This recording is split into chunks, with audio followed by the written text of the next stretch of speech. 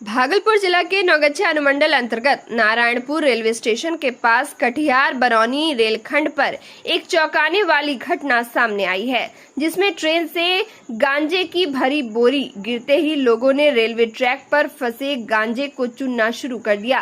दरअसल गुरुवार को हाटे बाजार एक्सप्रेस नारायणपुर स्टेशन से गुजर रही थी। उसी दौरान प्लेटफॉर्म नंबर 2 के पूर्वी छोर से मथुरापुर पूर्वी कैबिन के बीच ट्रेन से एक बोरी नीचे गिर गई।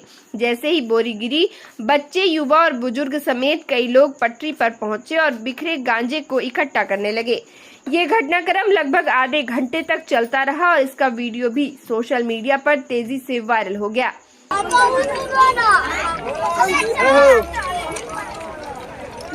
की ले छो गांजा। स्थानीय नागरिकों का मानना है कि संभवतः तस्करों ने रेल पुलिस की कार्रवाई से बचने के लिए गांजे की बोरी ट्रेन से नीचे फेंक दी। कुछ लोगों ने यह भी आरोप लगाया कि इस क्षेत्र में पहले भी ट्रेन से शराब या अन्य नशीली वस्तुएं उतारी गई हैं। वही लोगों का कहना है कि इस गांजे की बाजार में कीमत करोड़ों रुपए की होगी। घटना को लेकर तरह तरह की चर्चाएं हो रही है और वीडियो वायरल होने से पूरे क्षेत्र में हलचल देखी जा रही है।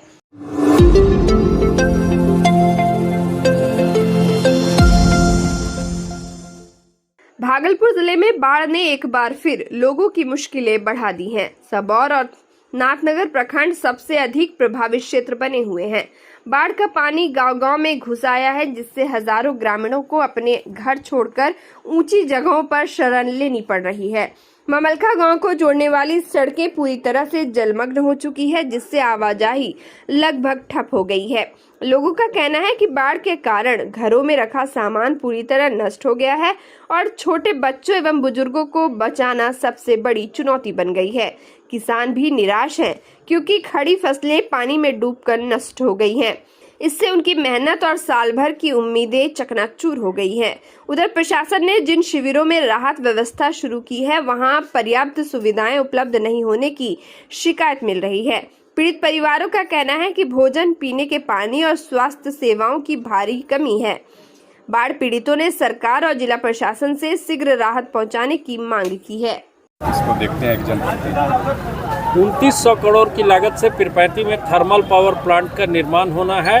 वर्चुअल माध्यम से माननीय प्रधानमंत्री जी 15 तारीख को पूर्णिया से इसका शिलान्यास करने जा रहे हैं।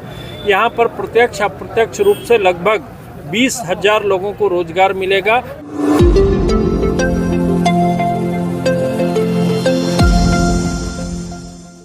भागलपुर जिले के पिरपैती प्रखंड में बनने वाले विशाल थर्मल पावर प्रोजेक्ट का शिलान्यास आगामी 15 सितंबर को होने वाला है।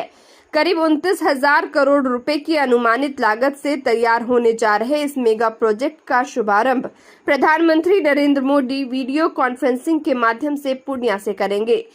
इस अवसर को ऐतिहासिक बनाने के लिए पिरपैती में भव्य मंच और पंडाल का निर्माण कराया जा रहा है। शिलान्यास कार्यक्रम को लेकर प्रशासनिक और राजनीतिक स्तर पर तैयारियों में तेजी आ गई है। जिले के भाजपा नेताओं और स्थानीय कार्यकर्ताओं के सहयोग से पूरे आयोजन स्थल को आकर्षक रूप दिया जा रहा है। शिलान्यास को लेकर स्थानीय जनता में जबरदस्त उत्साह देखा जा रहा है और लोग इसे रोजगार की नई संभावनाओं से जोड़कर देख रहे हैं। इसी क्रम में भाजपा के वरिष्ठ नेता दिलीप कुमार मिश्रा ने शिलान्यास स्थल का जायजा लिया।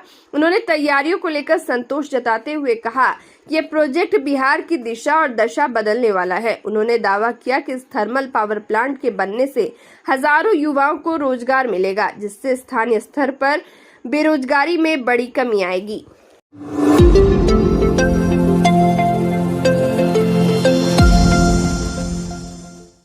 भागलपुर के समीक्षा भवन में मासिक अपराध गोष्ठी का आयोजन किया गया।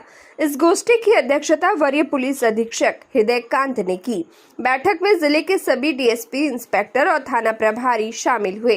बैठक के दौरान पिछले माह में जिले के विभिन्न थाना क्षेत्रों में घटित अपराधों की विस्तार से समीक्षा की गई। एसएसपी हृदयकांत ने बताया कि किस थाना क्षेत्र में कितने अपराध दर्ज किए गए, किन मामलों में अपराधियों की गिरफ्तारी की गई और किन मामलों का अनुसंधान अभी लंबित है। उन्हें स्पष्ट किया गया कि लंबित मामलों को जल्द से जल्द निपटाया जाए ताकि पीड़ितों को शीघ्र न्याय मिल सके। एसएसपी हृदयकांत ने अपराध नियंत्रण को लेकर सभी थाना प्रभारियों और अनुसंधानकर्ताओं को सख्त निर्देश दिए। उन्होंने कहा कि थाना स्तर पर सक्रियता बढ़ाना बेहद जरूरी है। इसके लिए क्षेत्र में नियमित गश्ती की जाए और संदिग्ध गतिविधियों पर पैनी नजर रखी जाए। उन्होंने वार्ड वार अपराध की स्थिति का आकलन करने और स्थानीय स्तर पर पुलिस जन सहयोग को मजबूत करने पर भी जोर दिया। बैठक में एसएसपी हृदयकांत ने साफ शब्दों में कहा कि अपराध की घटनाओं पर किसी भी हालत में ढिलाई बर्दाश्त नहीं की जाएगी। प्रत्येक थाना प्रभारी को अपने क्षेत्र की सुरक्षा व्यवस्था मजबूत करनी होगी। साथ ही लंबित मामलों की समीक्षा करते हुए उनमें तेजी से कार्रवाई सुनिश्चित करनी होगी। उन्होंने पुलिस अधिकारियों को निर्देशित किया कि जनता में विश्वास कायम रखने के लिए पुलिस की कार्यशैली पारदर्शी और संवेदनशील होनी चाहिए। इस मासिक अपराध गोष्ठी का मुख्य उद्देश्य अपराधों की रोकथाम, लंबित मामलों का निष्पादन और पुलिस की कार्यप्रणाली को और अधिक प्रभावी बनाना था। सभी थाना प्रभारी, अंचल निरीक्षक और अनुमंडल पुलिस पदाधिकारी के साथ में यहाँ मासिक अपराध गोष्ठी किया गया, जिसमें पिछले माह में जो भी अपराध हुए, जो कांडों का निष्पादन किया गया, सभी चीज़ों की समीक्षा की गई। इसके अलावा आगामी चुनाव के लिए और आगामी पर्व त्योहार का जो मौसम आ रहा है उसके लिए भी आवश्यक दिशा निर्देश दिए गए हैं और सभी चीज़ों को शांतिपूर्वक ढंग से संपन्न करवाने के लिए कार्रवाई हेतु निर्देशित किया गया है।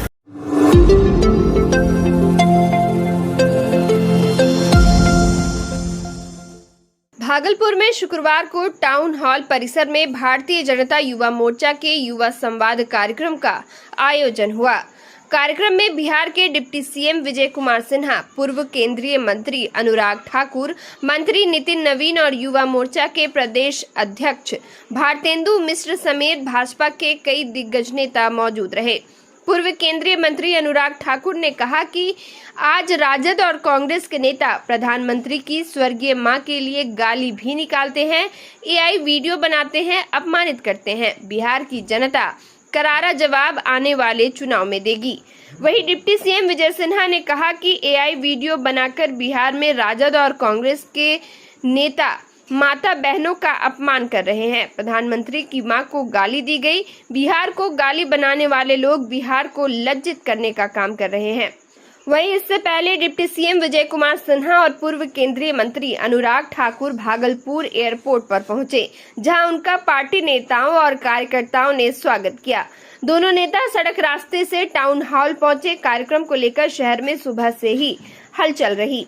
बड़ी संख्या में युवा और कार्यकर्ता हाथों में झंडा बैनर लिए टाउन हॉल पहुंचे। मंच से बार बार युवाओं को संबोधित करते हुए वक्ताओं ने उन्हें नई ऊर्जा और सकारात्मक सोच के साथ आगे बढ़ने का संदेश दिया। कांग्रेस के संस्कार को स्पष्ट करता है।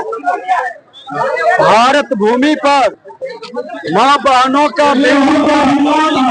होता है, लेकिन राजद कांग्रेस भारतीय संस्कृति को छोड़ चुका है और भारतीय संस्कृति का विरोध कर रहा है। ऐसे मानसिकता के लोग माफी मांगना नहीं मांगता, ये इसका परिचय है। ये आपूर्ति के लोग है। विकासशील राज्य बना है। 31 लाख से ज्यादा युवाओं को रोजगार हमने दिया है। 11.5 लाख से ज्यादा सरकारी नौकरियां दी हैं। बहनों के 10-10 हजार रुपया करोड़ों बहनों के लिए हमारी सरकार देने जा रही है। और जो सामाजिक सुरक्षा पेंशन है उसको 3 गुना ज्यादा हमने बढ़ा दिया है। 1 करोड़ युवाओं को रोजगार हम आगे देंगे। लेकिन उसी बिहार में जहां पर देश को गणतंत्र देने का अवसर मिला, जिस बिहार में इमरजेंसी के खिलाफ सबसे पहले बिगुल बजा, वहीं पे आज राजद और कांग्रेस के नेता प्रधानमंत्री की मां को और स्वर्गीय माता गाली भी निकालते हैं। आप देख रहे हैं कि अभी यह जो युवा संखनाद कार्यक्रम चल रहा है, युवाओं का जनसैलाब आज भागलपुर की सड़कों से चलते हुए हमारे इस टाउन हॉल में पहुंच चुका है। क्यों? क्योंकि हमारे पूर्व राष्ट्रीय अध्यक्ष युवा मोर्चा के श्री अनुराग ठाकुर जी, नितिन नवीन जी, विजय सिन्हा जी और भारतेंदु मिश्रा जी यहाँ पर इस संखनाद को संबोधित करने आए। यह संखनाद आने वाले चुनाव का संखनाद है कि एक युवा इस चुनाव के लिए तैयार हो चुका है। और इस चुनाव में जिस प्रकार राहुल गांधी और तेजस्वी यादव सड़क सड़क घूमकर लोगों को दिग्भ्रमित करने का कार्य कर रहे हैं, इस संखनाद के माध्यम से हम लोगों ने चेतावनी देने का कार्य किया है कि एक भी युवा वर्ग लेने वाला नहीं है। एक भी युवा आपके बात में चलने वाला नहीं है। आज का युवा मोदी जी के साथ चलने वाला है, आज का युवा नीतीश कुमार के सुशासन के साथ चलने वाला है। यह युवा संकनाद इसी का संकनाद है और आने वाले चुनाव में एक एक युवाओं का आपको परिणाम दिखेगा कि एक एक युवा इसमें जुड़कर युवा हम लोगों के साथ मिलकर एनडीए की सरकार बनाने का कार्य करेंगे।